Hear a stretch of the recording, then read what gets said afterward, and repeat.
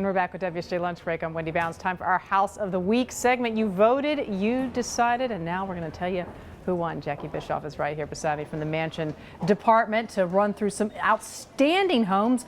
Two in New Jersey. New Jersey getting a lot of love today from the mansion folks. I want to start with the one that you guys describe as having sort of an aristocratic flair.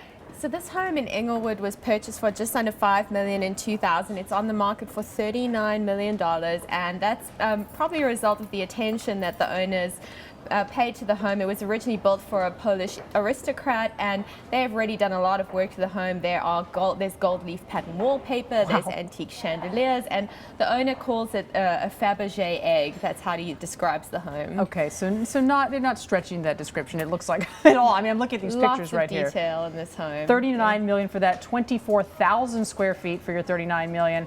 All right, that's the first one in Jersey. But before we go back to Jersey, we have to go a little bit down. We can take a little midnight train down to Georgia. Let's go there.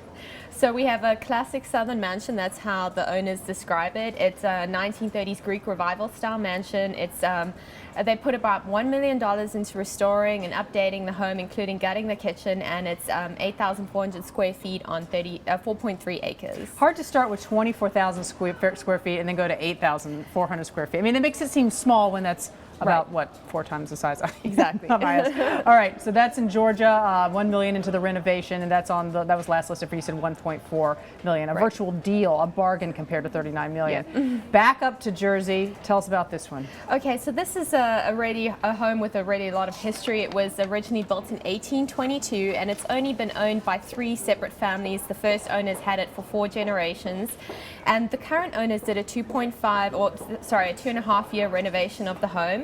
They restored all of the fireplaces, and that alone took a year just to complete the carvings on the mantelpieces, and it's 5 bedrooms on 36 acres. Is there anything like a Fabergé egg that they compare it to that you... I would say it's a little bit more country, but it's a really meticulous renovation of the home. Beautiful house. All right, and then we got to head out to Fire Island, New York. You can only get to this one by water taxi or private boat. Yeah, it's a little bit different. It's a 4-bedroom, 4-bathroom home on Fire Island. It's a little bit more contemporary, and you do need a private boat to get there or a water taxi, and you can definitely spend a couple of good summer days in that home, I think. Yeah, I definitely could. That's a much more modern home, and that's at $2.85 million. Outdoor shower, hot tub, a reading hammock. Look, I would bid on that one. I have to ask you this. All these homes come out. Can you usually tell who's going to win, Jackie? Never. Never? I try my best to guess, but I'm always wrong.